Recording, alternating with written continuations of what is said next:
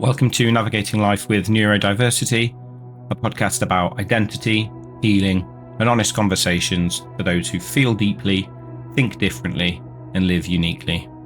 My name is Matt, and I'm glad you're here. As part of my final year of university, one of the modules that we have to do is on identifying barriers to organisational effectiveness within the ambulance service and developing a strategy to overcome, utilising management and leadership theories to support that strategy. Now, as someone who lives in a world that is systemically built for neurotypical people, whilst living with a neurodivergent brain, I've encountered many barriers within management structures, not just within the ambulance service, but across my entire professional career. And this presentation sort of lends me an opportunity to combine both my university academic work, my expansion and career progression, and this podcast all into one. So today's episode is kind of also forming part of my degree, with an in-depth look at what will become probably the presentation I present in my university assessment, or a version of it. So today we're going to be rethinking leadership in the ambulance service and why neurodiversity demands a systemic change.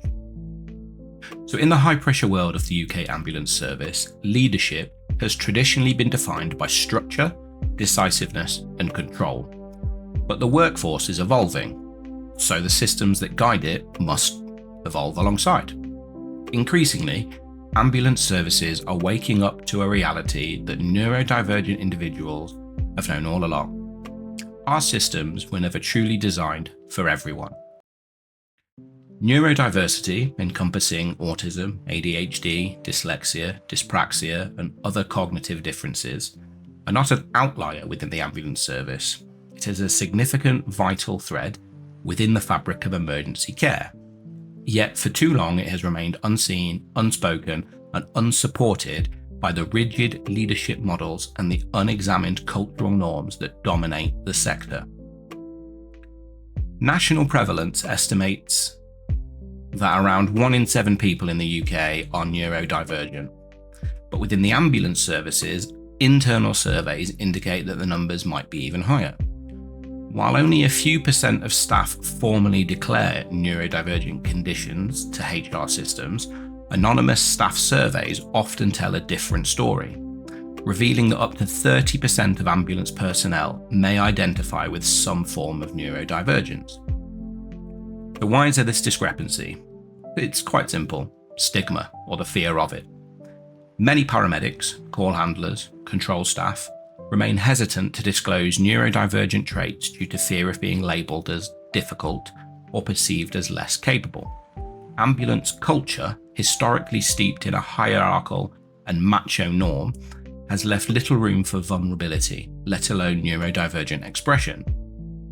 But the tide is turning. Charters are being signed, including networks are forming, and slowly the conversation is changing. Still, awareness alone is not enough. It's time to rethink how we lead. Organisational culture is more than what's written in policy documents. It's the subtle, often unspoken norms that govern belonging. For neurodivergent staff, it's not always overt discrimination that creates barriers. Often it's the quiet assumptions, the invisible expectations, and the passive compliance with how things have always been done. As both Cook and Rousseau identified, organisational cultures can be constructive, passive, or aggressive. Only the first creates space for diverse minds to thrive. Yet many ambulance teams still operate under coercive or pace-setting leadership, where deviation from the norm is viewed as defiancy rather than difference. Narratives like "just follow what's always been done" can quietly dismantle psychological safety, and in doing so, stifle innovation, morale, and retention. In time-critical scenarios, authoritative leadership has its place, but to build a truly inclusive, sustainable workforce, ambulance services must move beyond reactive management towards neurodiversity-informed leadership. And this means embracing models that are adaptive, emotionally intelligent, and grounded in empathy. Transformational leadership, as outlined by Bass, champions individualized consideration, inspiration, and intellectual stimulation, all of which are critical when working with neurodiverse teams. Coaching and affiliative leadership styles, which prioritize emotional connection and personal development, are especially powerful in unlocking the potential of neurodivergent staff. Goleman's model of emotional intelligence, self-awareness, self-regulation, motivation, empathy, and social skill is not just a helpful guide, it's essential. Neurodivergent staff may process emotions differently or communicate in non-traditional ways. Without emotionally intelligent leaders, these differences can be misread as dysfunction, reinforcing harmful stereotypes and eroding that workplace belonging. Effective teamwork has long been correlated with better clinical outcomes and lower staff stress, yet neurodivergent staff often remain on the periphery of informal team dynamics, especially in environments where communication is fast, fluid, and socially nuanced. Studies from the Healthcare Team Effectiveness Project show that participatory processes, clear objectives, and structured debriefs significantly enhance inclusion. When leadership facilitates psychological safety, where it is okay to say, "I don't understand" or "I need something different," team cohesion improves for everyone, not just the neurodivergent. At this midpoint, I hope it's become very clear that I put an awful lot of time and research into some of these posts. If you or someone you may know may benefit from the insights shared within this episode, please like, subscribe, share it around. So now that we've established the barrier, how do we go about changing it? Well, the solution is much like the problem, nuanced and complicated. So let's start with mentorship and learning. So mentorship, when done well, can be life-changing, but too often, neurodivergent learners are misunderstood, their needs misinterpreted, their challenges pathologized. Many prefer structured, self-paced learning environments that align with Honey and Mumford's reflector and theorist styles. Yet mentorship frameworks rarely adapt to these needs, leading to early disengagement or internalized failure. Worse still, poor mentorship or mentor fatigue can damage confidence before clinical practice even begins. Structured developmental relationships built on clarity and understanding are not only beneficial, they are essential. The cost of neglecting this is increased burnout, staff attrition, and lost talent. So embedding neuro-inclusive practice isn't a tick box exercise. It requires a systemic transformation. Potter's 8-step change model provides a practical roadmap, creates urgency, build leadership coalitions, empower action, and embed new norms through sustained reinforcement. To be truly effective, strategies must operate across all organizational levels. Culturally, through audits using Shine's or Cook and Rousseau's frameworks to identify exclusionary norms.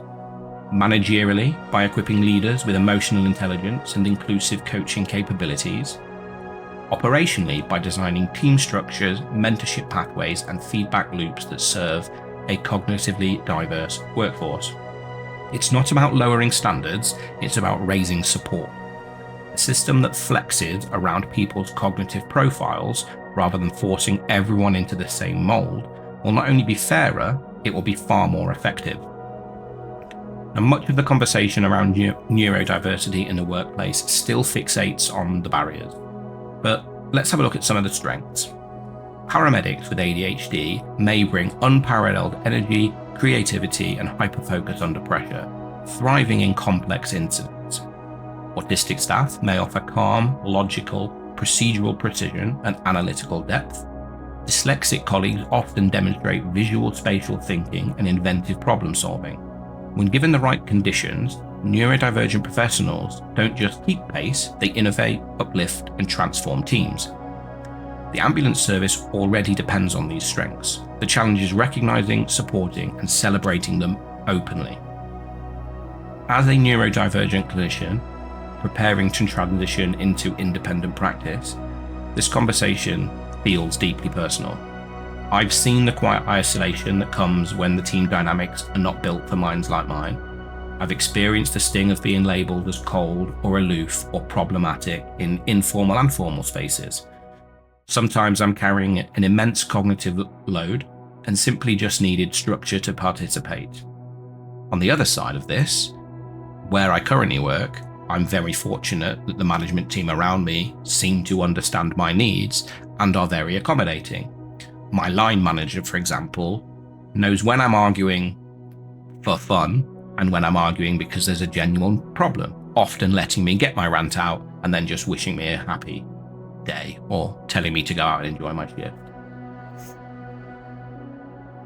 These moments of feeling like you've been isolated can be quite painful, and they fueled my commitment to creating a different kind of workplace.